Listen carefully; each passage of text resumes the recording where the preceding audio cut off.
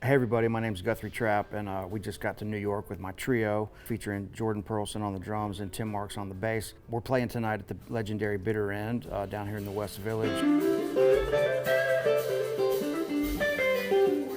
Everybody knows that New York City has an energy like no other. We're thrilled to bring our homemade electric guitar music from Nashville up here to share with everybody. We know that the tickets have sold well, so we're going to have a good packed house tonight and tomorrow. We're just looking forward to getting in there and sharing this music with some people. I first heard the Bitter End probably as a young kid growing up on the Gulf Coast. My parents are huge fans of real music and real songwriters.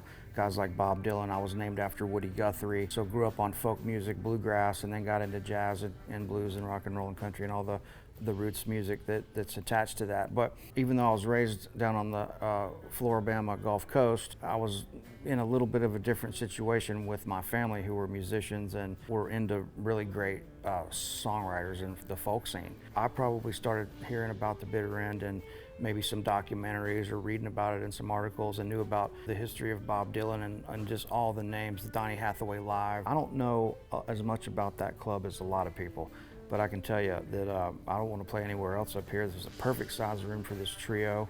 We're doing 2 nights. It holds about 150 people, which is the sweet spot for us. We love an intimate crowd like that, where people are up close and we can really communicate back and forth with the energy that we are so fortunate to be able to communicate through music. And so it's the perfect spot for us. I love to travel. I think that's part of being a musician. We want to keep moving, playing for a different crowd every night. We don't tour as much as most people. You know, we make our living in and around Nashville for the most part. So we're lucky to be able to jungle drop in and do some real special gigs in some really nice destinations. We've gotten to this spot now where the trio is a band, and some people are kind of starting to know about it. We've been doing this residency in Nashville every Monday night for 2 years, and so now we're getting people that are coming in from 2 and 3 different countries every week. Last night we had Canada, Austria, and Israel. So we're getting a little bit of a buzz in the guitar world. People know who I am now from doing this for so long and being a shameless self-promoter and getting up every day and working hard at what we're doing here. And we want to take that momentum and continue to play the music that we love and that we're able to write on our own, which is an ultimate luxury. I'm spoiled now to be able to just focus on this trio, the education stuff, and all the other things that we're doing. When I was 13 years old, I saw the ad in Guitar Player magazine. One of my favorite players is Mark Knopfler, and the ad was Mark Knopfler endorsing the 10 through 46 set for electric guitar. And I switched to the XL 110s. I've used that set on all my electric guitars for the past probably 30 years. I just love those strings. They're the perfect balanced set. They sound great. They tune up great. I don't change my strings every day, so once I get a couple hours on those strings, they just really settle into a nice, warm, natural sound. I love the way they feel. They're super reliable. I've never taken a D'Addario string out of the package that was defected in any way or anything like that. I know it's like not even a thought. Now I will say this, last time I was at the factory out on Long Island, we did a big thing with Robin Ford and Osnoy, Vernon Reed, and a bunch of cats. We released the NYXL strings. They are elevated in some way that they just really feel great. And they sound great. One of my biggest things on the guitar is the string tension.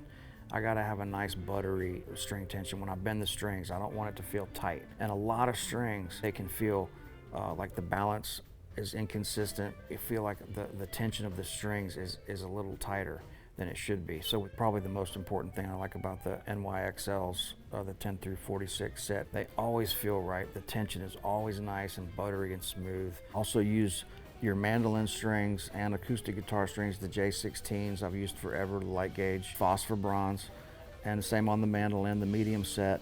I think with any gear that we're using as musicians, we don't want to be thinking about the limitations of any of it. So that allows us to be able to express ourselves without having to think about any limitations. And so that's one of the things I love the most about those strings. I don't endorse any guitars. I don't endorse any amps. I don't really endorse any pedals other than having my little signature model pedal that we came up with years and years and years ago. But I'm not a gear endorser guy. The guitar that I love and the amps that I love, I bought myself, I picked them out myself. The only thing that I really stand by that I endorse are my guitar straps And the three main things that keep us going every single day: strings, picks, and cables. So I use the medium 0.7 millimeter for all electric guitar stuff and some rhythm guitar parts on acoustic in the studio.